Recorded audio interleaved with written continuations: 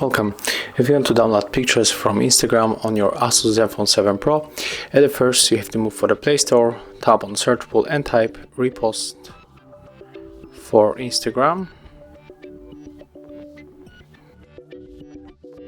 And we have to get this application from Kimsey929. Right now just simply open this application, and here we get the method how we can enter and take and save the picture. So we can use this button or just go for the three dots in the right upper corner.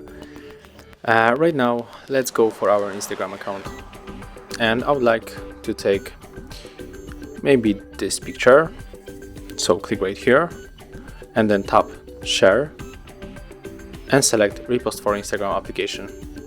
After that, switch to this app and then just pick up the photo that you want to download. So I was talking about this one.